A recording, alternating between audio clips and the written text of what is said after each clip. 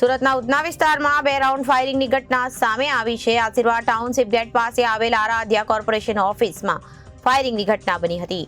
એક ગોળી પોલીસ દ્વારા કબજે કરવામાં આવી છે। બીજી ગોળીને શોધવા માટે પોલીસે ઓફિસની આજુબાજુ તપાસ શરૂ કરી હતી।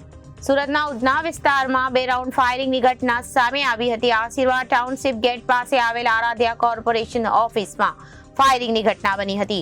એક ગોળી પોલીસ દ્વારા કબજે કરવામાં આવી છે। બીજી ગોળીને શોધવા માટે પોલીસે ઓફિસના આજુબાજુ તપાસ શરૂ કરી હતી। ઉધના પોલીસનો કાફલો ઘટના સ્થળે પહોંચ્યો હતો। સીસીટીવીના આધારે પોલીસે આરોપીઓને શોધવા માટે તપાસ શરૂ કરી હતી। ઓફિસના કાચ પર નિશાન પણ મળી આવ્યો હતો। મારું નામ છે રાહુલ પવાર અને મારા મોટા ભાઈ છે દીપક પવાર અને એમનું કામ છે આરાધ્યા કોર્પોરેશનનું। એમની ઓફિસ છે અહીંયા અને સ્પેન્ડર ગાડી અહીંયા આવી હતી। સ્પેન્ડર ગાડી આવીને 2 શખ્સ હતા। હવે 2 શખ્સ હતા, એમાંથી ગોળી બંદૂકોએ બહાર કાઢી અને બંદૂકમાં ગોળી લાગી।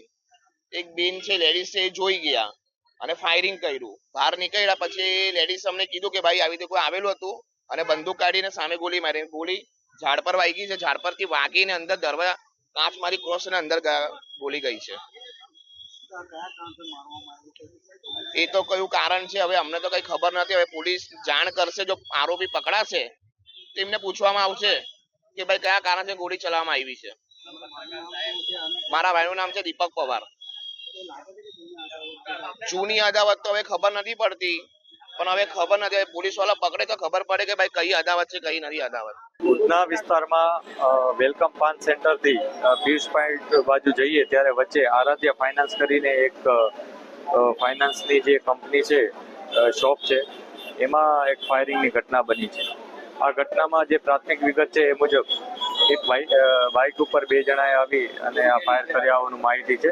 અત્યાર સુધી પોલીસને 1 બુલેટ મળી છે, એટલે પ્રાથમિક દ્રષ્ટિએ કહી શકાય કે 1 બુલેટ ફાયર થયેલ છે। પોલીસ તપાસ કરી રહી છે કે હકીકતમાં શું બનાવ છે। જેનું ફાઇનાન્સની આ જે ઓફિસ છે એને પણ વધારે ઊંડાણપૂર્વક પૂછપરછ કરી રહ્યા છે। અત્યારે એની પાસે કોઈ એવી સ્પષ્ટ વિગત નથી કે એને કોઈ સાથે અણબનાવ કે કોઈ દુશ્મની હોય કે એવું કાંઈ, પરંતુ વધુ અમે ઊંડાણપૂર્વક પૂછપરછ કરી રહ્યા છીએ। આ ઉપરાંત આસપાસના લોકોને પણ પૂછી રહ્યા છીએ, જે લોકોએ નજરે આ બનાવ જોયો છે અથવા આસપાસના જે ટેકનિકલી ઇન્ફોર્મેશન અમને મળી શકે એ પણ અમે તપાસ કરી રહ્યા છીએ। આ સાથે સાથે સમગ્ર શહેરમાં અમે નાકાબંધી અને વ્હીકલ ચેકિંગ ઓલરેડી અમારું ચાલુ જ હતું, તો એને વધુ એલર્ટ કરી દીધા છે અને લોકોને ઇન્ફોર્મેશન પણ અમે પોલીસને આપી દીધી છે કે કયા પ્રકારના લોકો અહીંયા આવ્યા હતા અને તમામ વિગતો પર અમે તપાસ કરી અને જલ્દીમાં જલ્દી આરોપી પકડાય એ પ્રકારના પ્રયાસો અત્યારે ચાલુ છે। ઓકે।